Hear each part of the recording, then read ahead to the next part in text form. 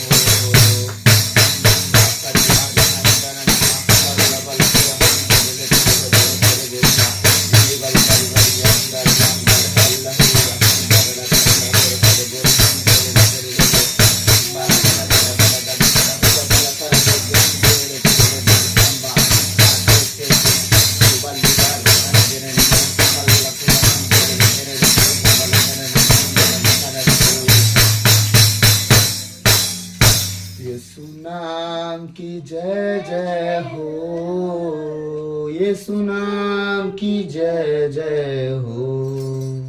उसके फाटकों में प्रवेश करूंगा धन्यवाद के साथ, उसके आंगनों में स्तुति करूंगा।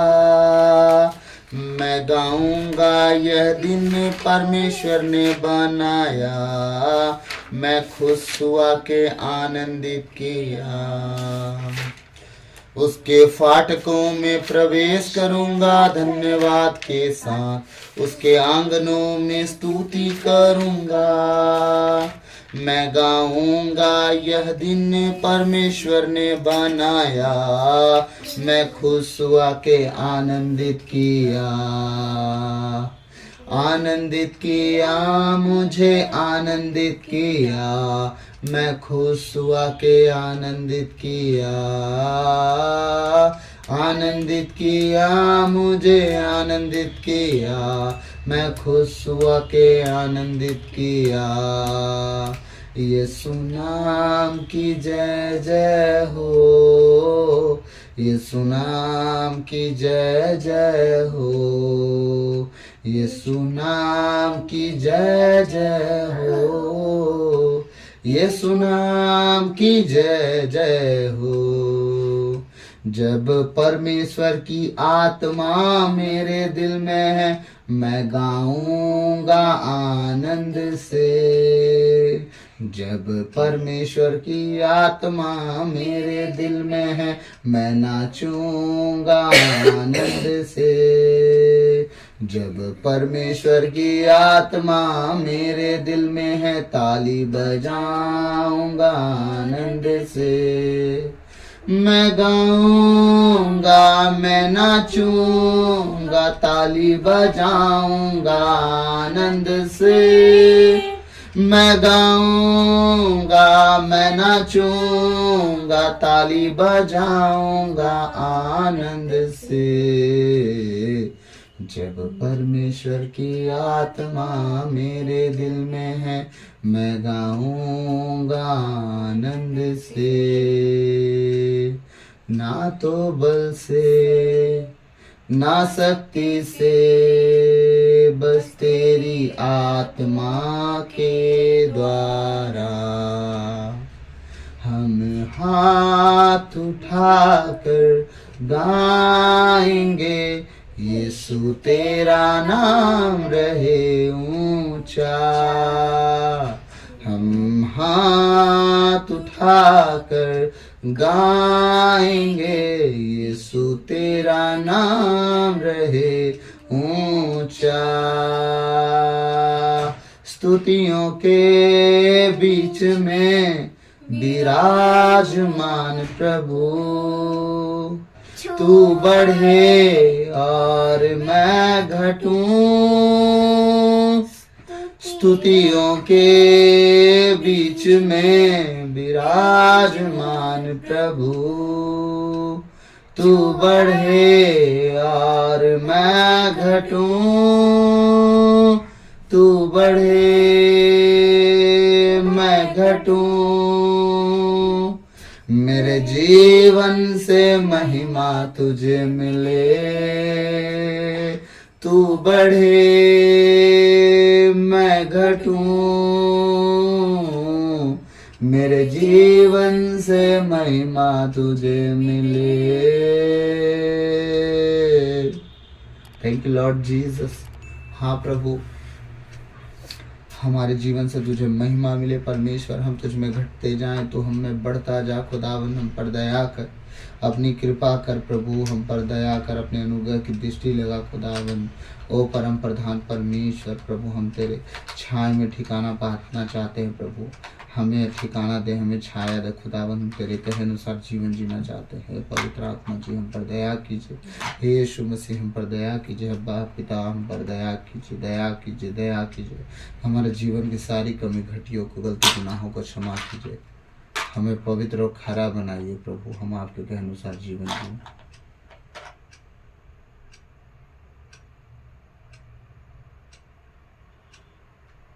प्रभु मेरे मुख पर पैरा बिठाइए, मेरे होठों के द्वार की रखवाली कीजिए। आज बोलने वाला मैं वरन आप स्वयं मुझ में होकर अपने वचनों के द्वारा बातचीत करें पिता। और आज का एक एक वचन प्रभु हमारे जीवन में काम करे और 100 गुना फल लेके आए प्रभु इस योग में। सारी बातों को तेरे चरणों में रखते हुए प्रार्थना यीशु के नाम पे मांगते हैं, सुनिए और दया से ग्रहण कीजिए। आमीन। हालेलुया। आइए हम फिर से अपने उस वचन की ओर जाएंगे जो चौथा वचन है। विश्वासियों को धर्मी ठहराया इनके द्वारा। किनके द्वारा? पहला है परमेश्वर के द्वारा, दूसरा है मसीह के पुनरुत्थान के द्वारा, तीसरा है जो हमने कल देखा पवित्र आत्मा के द्वारा। अब चौथा हम देखेंगे किसके द्वारा हम धर्मी ठहराए जाते हैं। चौथा नंबर में लहू के द्वारा। लहू के द्वारा हम धर्मी ठहराए गए। हम रोमियो अध्याय 3 पद संख्या 25 देखेंगे एक बार। रोमियो अध्याय 3 पद संख्या 25।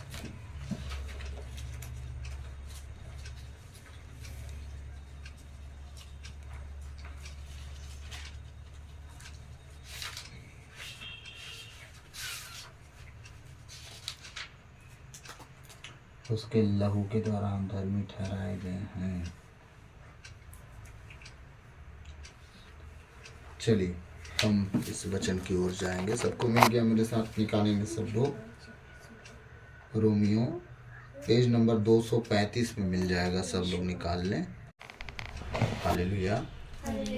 वचन मिलेगा आपको नया विधान में 235 पेज पे, रोमियो अध्याय 3 पद संख्या 25। मैं आप लोगों के लिए वचन पढ़ूंगा कि अपने लहू के द्वारा हमें धर्मी ठहराया कि नहीं। ईश्वर ने चाहा कि ईसा अपना क्या बहाकर? रक्त बहाकर पाप का प्रायश्चित करें और हम विश्वास द्वारा उसका फल प्राप्त करें। ईश्वर ने इस प्रकार अपनी प्रायश्चित का प्रमाण दिया क्योंकि उसने अपनी सहनशीलता के अनुरूप पिछले युगों के पापों को अनदेखा कर दिया था। आमीन। अब हमारा प्रभु क्या कर रहा है? अपना लहू बहाकर, अपना रक्त बहाकर पाप का प्रायश्चित किया। किसके पाप का प्रायश्चित? हमारा प्रभु क्या पापी था? क्या उसने पाप किया था? नो, बिल्कुल नहीं। पाप हमने किया था और प्रायश्चित हमारा प्रभु यीशु किया। जो हमारा था उसे दिया गया। हम क्रूस के भागी बनते, क्रूस उसने सह लिया। हम थूके जाने के भागी बनते, वो थूका गया, उसके ऊपर थूका गया। हमारा दाढ़ी गाल नोचा जाता तो हमारे बदले उसका नोचा गया। हमें कोड़े मारे जाते, हमारे बदले उसको कोड़े मारे गए। क्रूस का मुकुट चढ़ाया गया, कांटों का मुकुट चढ़ाया गया, वो हमें देना था और परमेश्वर ने ले लिया। बेइज्जती, गाली, सब कुछ हमारा हिस्सा था, वो उसने ले लिया ताकि हम बच जाएं। अब उसे जो हमें मिलना, उसे मिलना था, वो हम ले रहे हैं। क्या? दया, अनुग्रह, कृपा, शांति, धैर्य, संयम, भलाई, प्रेम, जितना आशीषें हैं स्वर्गीय यीशु को मिलना था, वो आज हम पा रहे हैं। लेकिन हमारा सब कुछ सह लिया ताकि हम पाप से आजाद होकर क्या बन जाएं? धर्मी। प्रभु के लहू के द्वारा हम धर्मी ठहराए जाएं। तो आज का हमारा विषय क्या है कि हम प्रभु के लहू के द्वारा धर्मी ठहराए गए हैं। पहला क्या था? परमेश्वर के द्वारा। दूसरा क्या था? मसीह का पुनरुत्थान के द्वारा। तीसरा पवित्र आत्मा के द्वारा और चौथा है लहू के द्वारा हम धर्मी ठहराए गए। तो ध्यान से समझिएगा, आपका जीवन निर्भर करता है कि आपको धर्मी किस तरह से बनना है। आप अगर सोचते हो गए कि मैं जीवन में जी के, चल के, उठ बैठ करके, लोगों से कम बातें करके, और हम क्या बोलते हैं, बाकी चीजें करके हम धर्मी ठहराए जा सकते हैं। कुछ लोग तो मुझे कहते हैं हम गरीबों की मदद करेंगे, हम उनको दान देंगे, ये करेंगे, वो करेंगे। तो धर्म के काम नहीं। अरे 100% धर्म के काम है, 100%, कोई डाउट नहीं, कोई डाउट नहीं, वो धर्म के काम है। लेकिन उसमें कब डाल देते हैं? जब अपनी बुद्धि से धर्म का काम करने लगते हैं। एक धर्म का काम होता है कि आप सोच समझ के धर्म का काम करने निकले हैं, ठीक है, कि आज हम धर्म का काम करेंगे, कोई गरीब मिलेगा, उसके लिए हम कुछ करेंगे। और एक धर्म का काम होता है जिसे आप देखते हैं कि वो गरीब है और उसके लिए कुछ कर सकते हैं और आप करते हैं। वो धर्म का काम पहले वाले धर्म के काम से बढ़कर काम है। जैसे आप देखे, मजबूर है, परेशान है, गरीब है, उसकी आप मदद करना चाहते हैं, आप करो। पहले वाले से जो निकले थे करने, उससे कहीं ज्यादा आप अच्छा काम कर गए।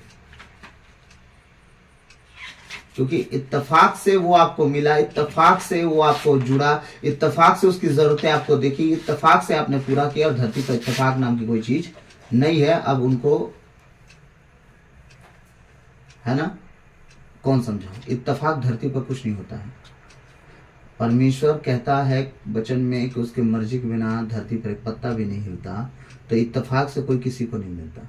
परमेश्वर एक अवसर देता है कि तुमने, जब मैं भिखारी था, गरीब था, लाचार था, जब तुमने देखा, उसे खाना दिया, मतलब पीना दिया, कपड़ा पहनाया, घर लेके गए, इलाज कराया, जो किए तुमने मेरे लिए किया।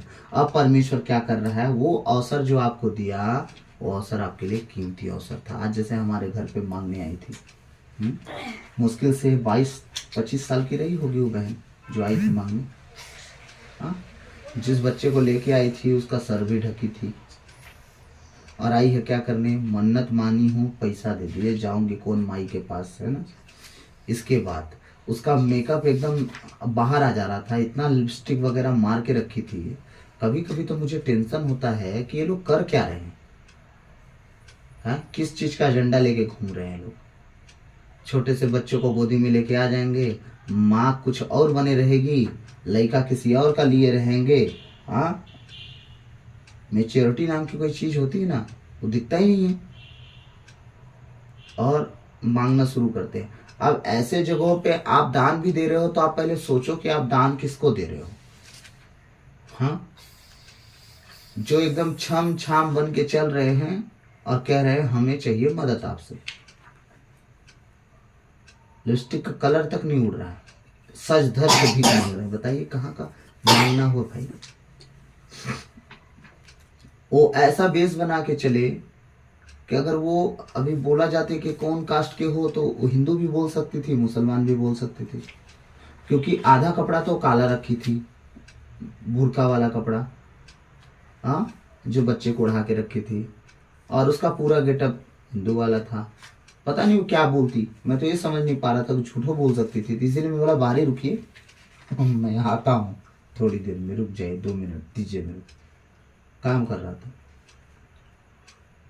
ये सारे मांगने वालों पर मैं, देखिए मेरा ये कहना नहीं है कि आप कुछ मत दो, नहीं, बहस मत करो, जो आया दरवाजे उसे दो और भेजो, सीधी सी बात है। लेकिन कुछ जरूरतें ऐसी भी होती हैं लोगों की कि जिन्हें आप दिए उनसे बढ़ के जरूरतमंद लोग दुनिया में बैठे हैं, उन्हें आप कर सकते हो। हालेलुया।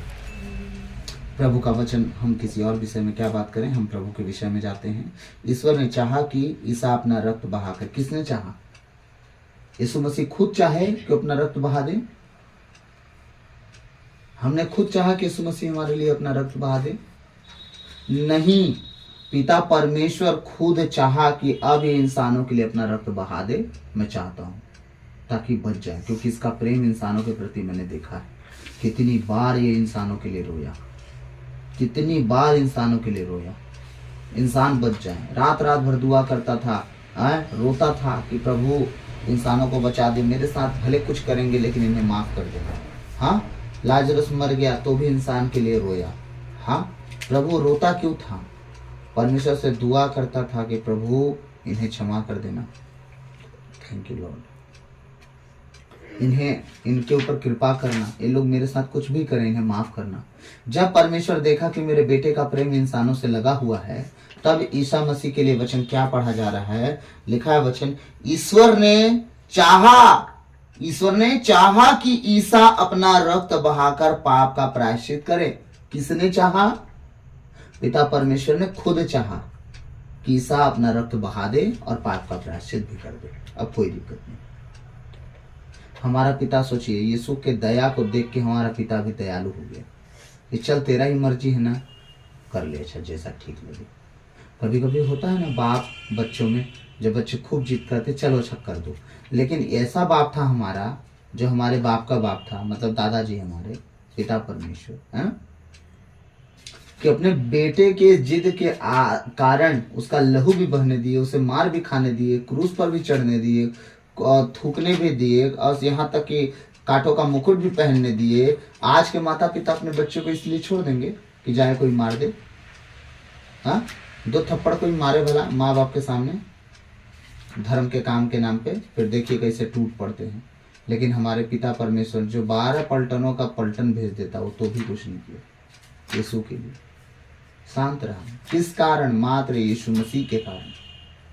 ताकि उसने जो कहा कि मैं इंसानों के लिए मरूंगा, तो पिताजी मरने दीजिए, मैं तो खुद जी जाऊंगा फिर से, लेकिन ये नहीं जिएंगे। एक बार नरक गए ना तो दोबारा लौटने का कोई चांस नहीं। हालेलुया।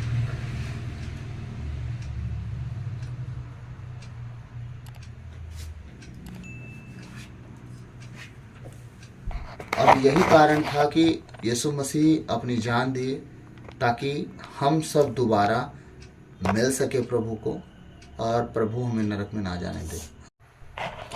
हालेलुया।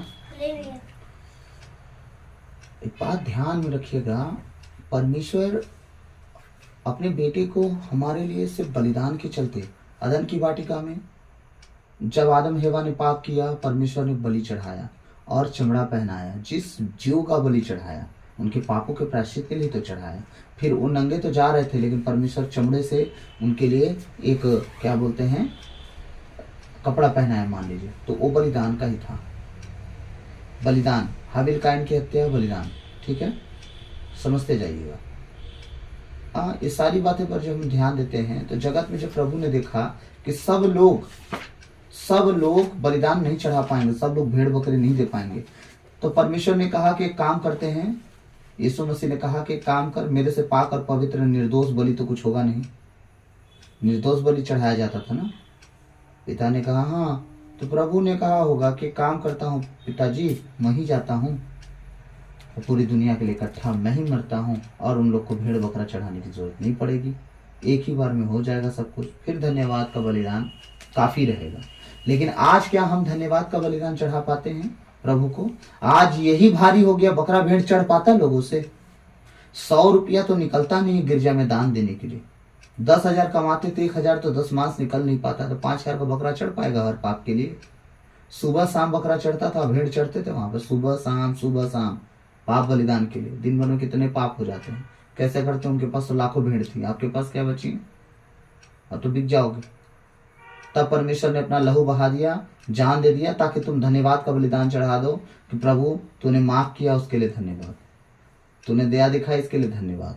आपके पास जितनी चीजें हैं आपके घर पे जरूरतों की, जो परमेश्वर ने आपको दिया, हाँ, जो नहीं दिया उसके लिए परमेश्वर को रोज कोस रहे हैं, प्रभु दे दे दे दे दे दे दे दे दे दे। जितना कुछ दिया उसके लिए आप कितने धन्यवादी बने पूरे दिन में, पूरे जीवन में, जब से आपको मिला है। 2-3 दिन बहुत उत्साहित हो गए, हाँ प्रभु धन्यवाद तूने ये दे दिया, बड़ा खुश हुए। इसके बाद क्या? प्रभु ने कहा छोटी छोटी बातों पे ईमानदार बनो। छोटी छोटी बातें जब हमारे जीवन में अच्छी हुई, क्या हम उसके लिए धन्यवादी हुए? ये तो ऐसे ही।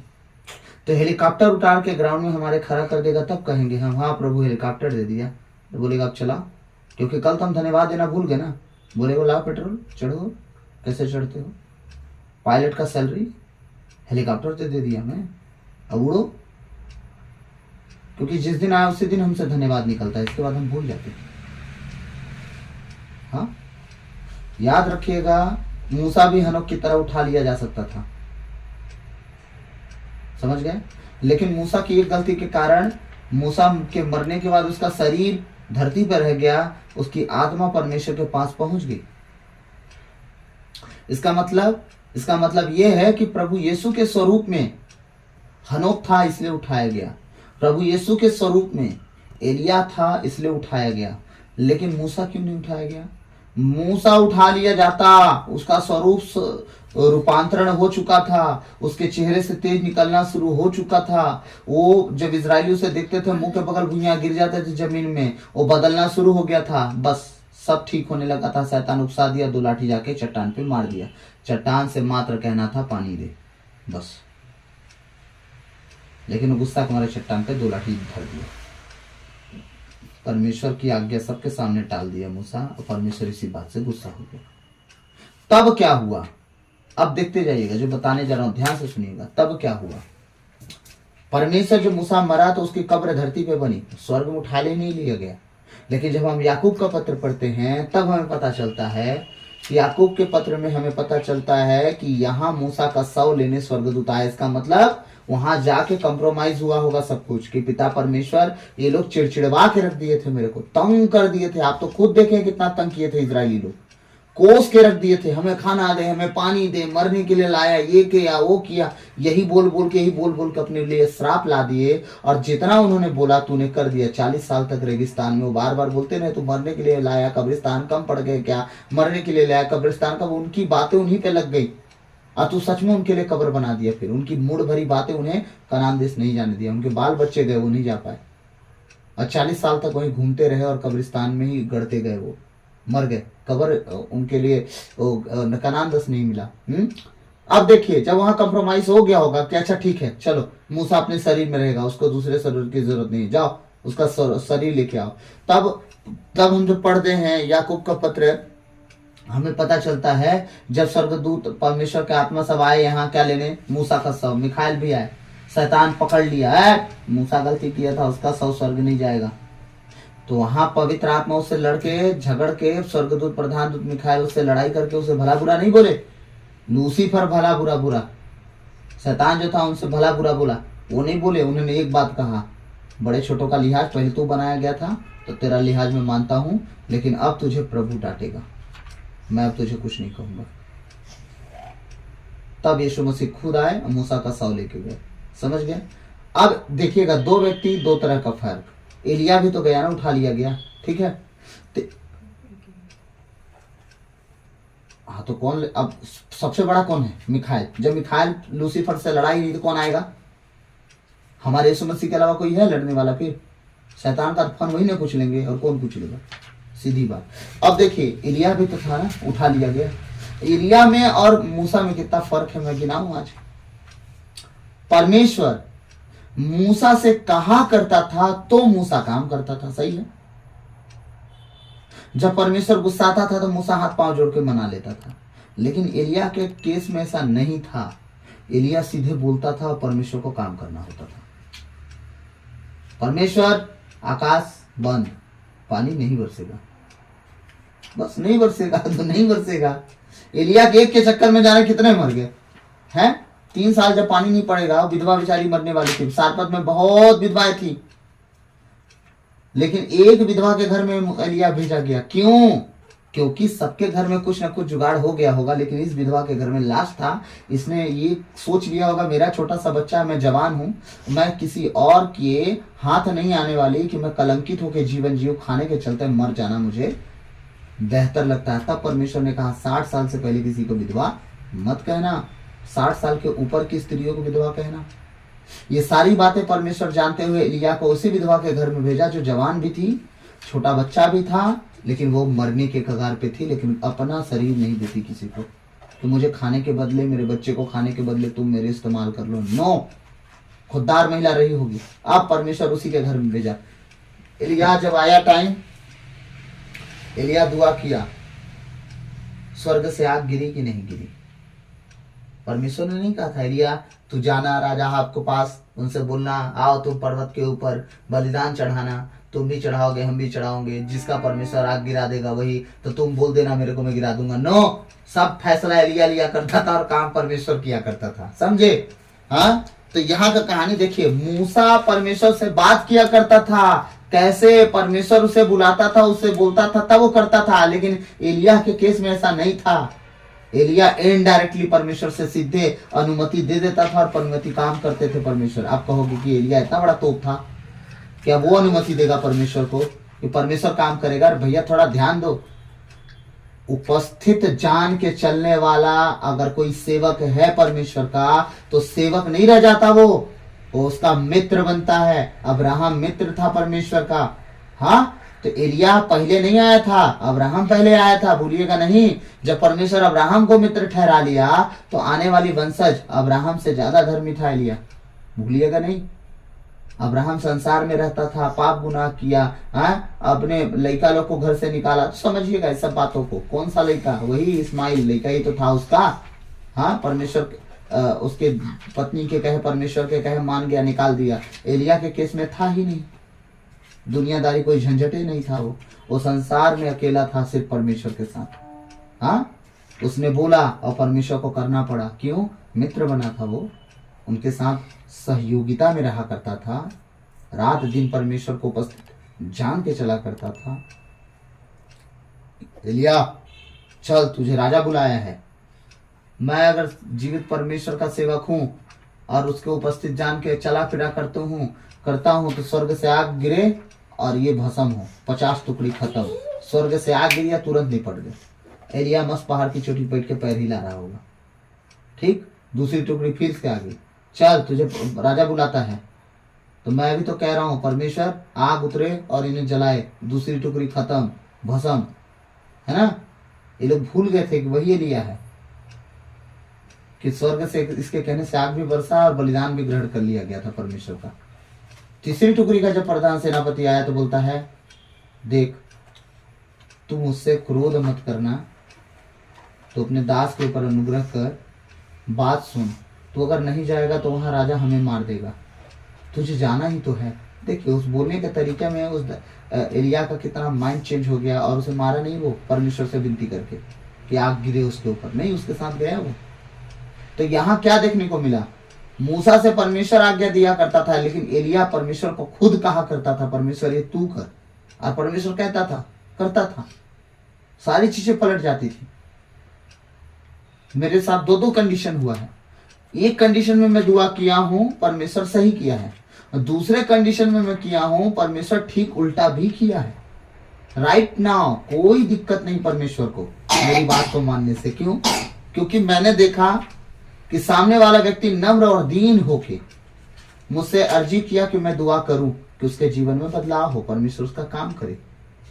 जब मैं दुआ किया उसके जीवन में काम हुआ, परमेश्वर ने काम किया। लेकिन ठीक कुछ समय बाद, कुछ दिन नहीं, कुछ समय बाद उसके चेहरे के तेवर उलट गए, एटीट्यूड से वो भर गए, और उनके अंदर अलग घमंड आने लगा कि नहीं, उनकी बुद्धि से, उनके बल से, उनके करे अनुसार सब कुछ हुआ। मैंने कहा परमेश्वर अगर उनकी बुद्धि से, उनके बल से, उनके कर्म से हुआ तो होने दे। अगर सच में तू मेरी दुआ सुना और तूने कुछ किया तो बदल के दिखा दे बस थोड़ा सा, ताकि मैं उनके सामने खड़ा होकर बोलूं अब ठीक करके दिखाओ। परमेश्वर जस्ट समय लगा है, जस्ट समय, 24 घंटा, 48 घंटा, 72 घंटा, बस ऐसे ही कुछ, और सारा क्रियाकलाप सेट करके रख दिया। अब बस एक जन की बात नहीं कर रहा हूं मैं, बहुत सी गवाहियां हैं। हाँ, और जब हम उनसे मिले हैं तो उनका मुंह उतरा हुआ सा था, और जब हमने पूछा क्या हुआ तो जिस गवाही का घमंड किए अपना दावा ठोक के वही गवाही उल्टी पुल्टी हो गई। कैसे? अरे थोड़ा ऐसा हो गया। बोले सुनिए, आपके हिसाब से तो आपने किया था ना, लेकिन मेरे हिसाब से तो मेरी दुआ से हुआ था, तो मैंने प्रभु से दुआ किया और प्रभु ने किया। लेकिन जब बात प्रभु की गवाही की आई तो आप अपना दावा ठोक रहे थे, अपना डंका बजा रहे थे। हाँ, अब बजा के दिखाइए, अब ठीक करके दिखाइए, क्योंकि अब तो दुआ में से होगा ना।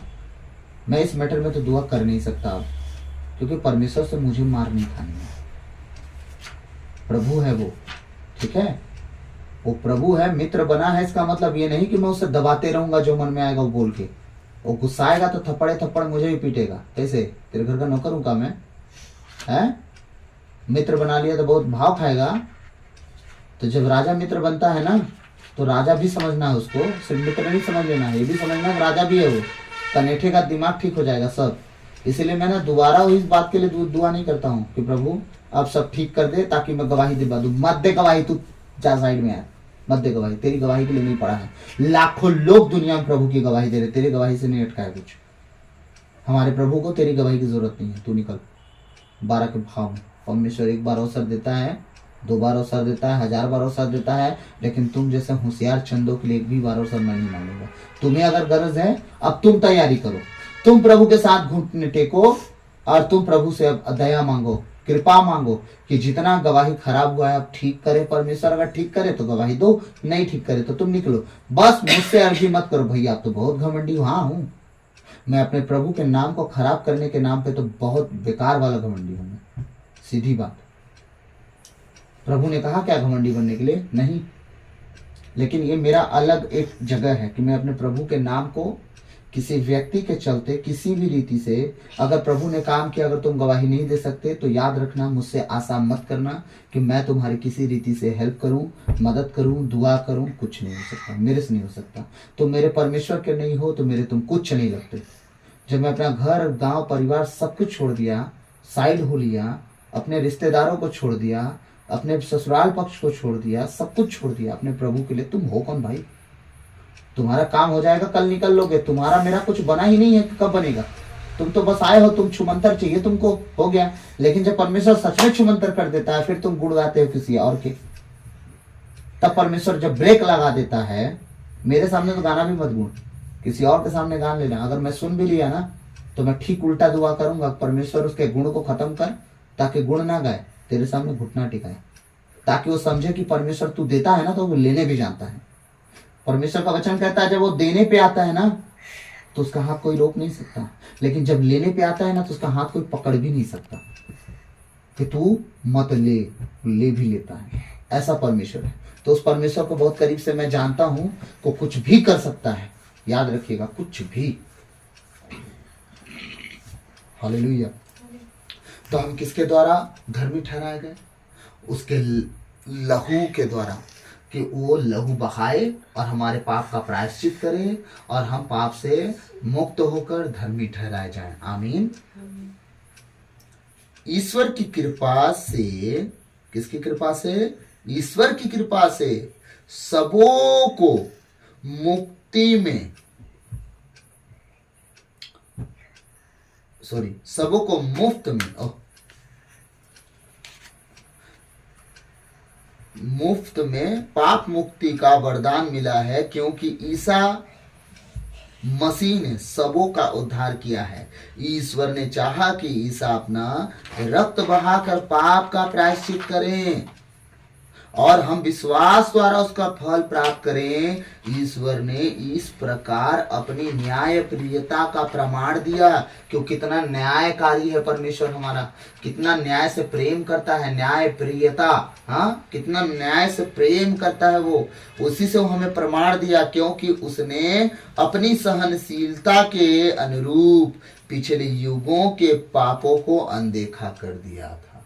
जितना हमने पिछले दिनों में पाप किया, उन सारे पापों को क्या कर दिया? अनदेखा कर दिया, ताकि हम उस पाप से निकल जाएं और परमेश्वर हमें धर्मी ठहराए। और हम धर्मी ठहरने के लिए, धर्मी बनने के लिए बुलाए गए हैं, ना पाप में रहने के लिए, ना पापी बन के जीने के लिए बुलाए गए हैं। हालेलुया।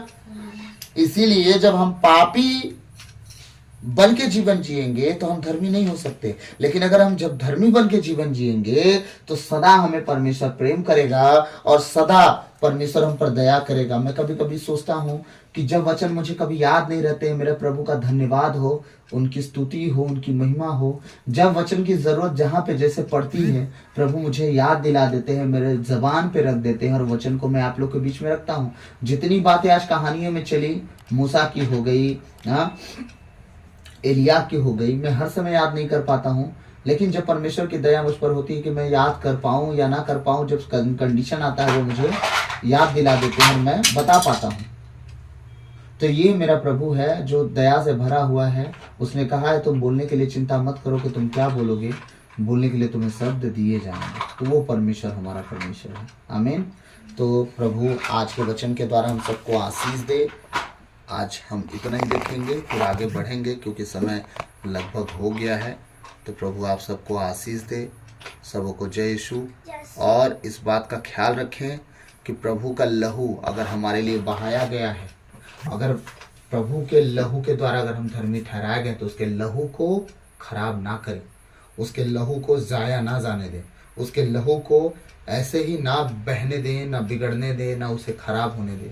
अगर उसने लहू बहाया कि हम पाप से मुक्त हो जाएं, पवित्र बन जाएं, तो हमारा कर्तव्य बनता है कि अपने प्रभु यीशु के उन सारी बातों पर मनन चिंतन करते हुए, ख्याल रखते हुए आगे बढ़ें, ताकि धार्मिकता हमारे जीवन का हिस्सा बना रहे और हम पाप से सदा दूर रह के पवित्रताई में, खराई में, सिधाई में, नम्रता और दीनता में जीवन जिए, ताकि हमारा परमेश्वर हमसे प्रेम करे।